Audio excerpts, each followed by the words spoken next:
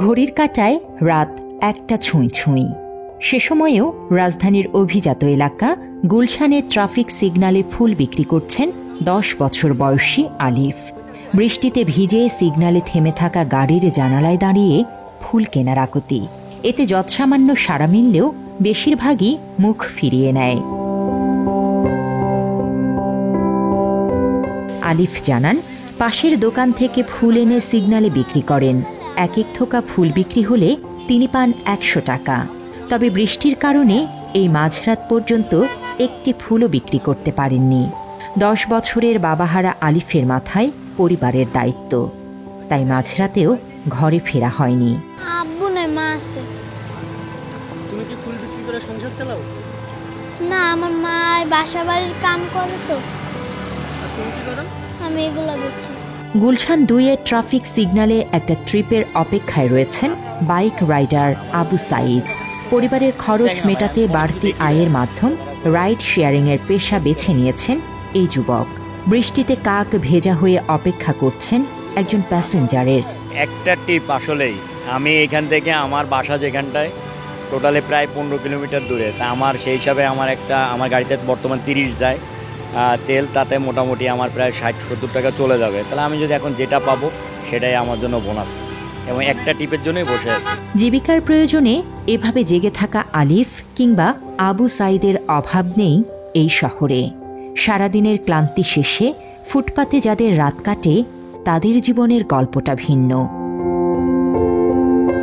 ফুটপাতের দুপাশে কেউ কেউ পড়ে আছেন অচেতন হয়ে। গাড়ির হর্ন অথবা ঝড় বৃষ্টি উপেক্ষা করেই বিভোর ঘুমে মগ্ন এসব মানুষ। মাঝরাতে রাজধানীর ফার্মগেট ফুটওভার ব্রিজ হয়ে ওঠে গৃহহীন মানুষের আবাস। এখানে শুয়ে বসেই রাত কাটান এসব মানুষ, যেখানে ক্লান্ত কুকুরও শুয়ে আছে এক কাতারে। গৃহহীন এসব মানুষের মধ্যে কথা হয় ফরিদপুরের বাসিন্দা সুরাব আলীর সাথে। ফার্মগেটের ফুটওভার ব্রিজই তার ঠিকানা, কারণ পদ্মা নদীর নদীগর্ভে বিলীন হয়েছে বসতবাড়ি, ছেড়ে গেছে স্ত্রী সন্তানও। সারাদিন বোতল ১-১৫০ জাপান, তা দিয়েই পেট চলে। তবে বৃষ্টির কারণে কাজ করতে না পারায় দিন গড়িয়ে রাত, এরপরও পেটে পড়েনি দানা পানি। পদ্মা নদীর যে ঘরবাড়ি ভেঙে নিয়ে গেছে, পরিবার চলে গেছে, রাস্তাঘাটে খাই, এই বোতল টুকায়। বোতল টুকিয়ে দিন কত টাকা আয় করেন? ১-১৫০ তাতে তো দিন চলে যায়। এই যে আজকে সারাদিনটা কিছু খাই নাই, না খেয়ে মাত্র ৩০% টাকায় জমির মালিক হয়ে নতুন বাংলাদেশের গড়ে তোলার স্বপ্ন দেখা বাংলা বসতি। এখানে যারা আছেন তাদের প্রায় সবার জীবন এমনই।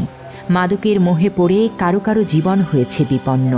আমি ভাই একটা মেয়ের বিয়ে করছিলাম, হিন্দু থেকে মুসলিম বানাইছিলাম, জগৎ নিয়ে বুঝছেন ভাই। মেয়ে বাড়ি চট্টগ্রাম ভাই। মেয়ে পাগল হয়ে আছে, মেয়ের পাগল জায়গা নেশা আমার জায়গা। এই যে আমি এখন তো নেশা করি সিদ্ধিটাকে, আর কোনো সিদ্ধি খাইলে বৃষ্টির রাতে এই শহরে ছুটে চলা গাড়ির মতোই ছুটে চলছে জীবন। রাতভর চলছে আইন শৃঙ্খলা বাহিনীর নিয়মিত টহল। এসবের মাঝেই ফার্মগেট এলাকায় রাস্তার পাশে দাঁড়িয়ে খদ্দেরের খোঁজে ভ্রাম্যমাণ যৌনকর্মীরা।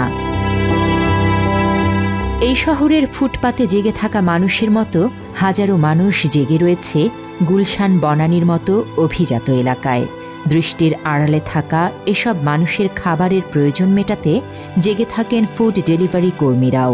অনেকের ব্যবহার আছে, ব্যবহার দেখে মুগ্ধ হয়ে যায়, কিন্তু আবার অনেকে বাসার সামনে নিয়ে যে দাঁড় করে রাখে, কল দিলে ধরে না, এরকম খারাপ ব্যবহারও আছে। যেমন এই ৩-৪ দিন আগে এক রাইডার অর্ডারটা অ্যাকসেপ্ট করে ৫ থেকে ৬ মিনিট পরে গেছে। তার বাসার সামনে যাওয়ার পরেই সে গালাগালি মারতে আসে, এরকম হয়। হ্যাঁ, দেরি হলো, অথচ কিন্তু সে দেরি করে নাই।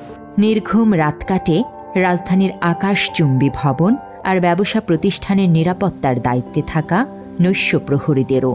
তাকে মালামাল দেখার জন্য মনে করেন আমাকে দায়িত্ব দেওয়া, তাকে মালামাল দেখা, মনে করেন দোকানে কোনো ক্ষয়ক্ষতি না হওয়া, তারা নিশ্চিন্তে বাসে যায় ঘুমাইতে পারে।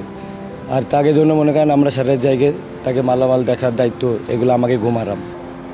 জান্নাতুল ফেরদৌস তমা, বাংলা এডিশন।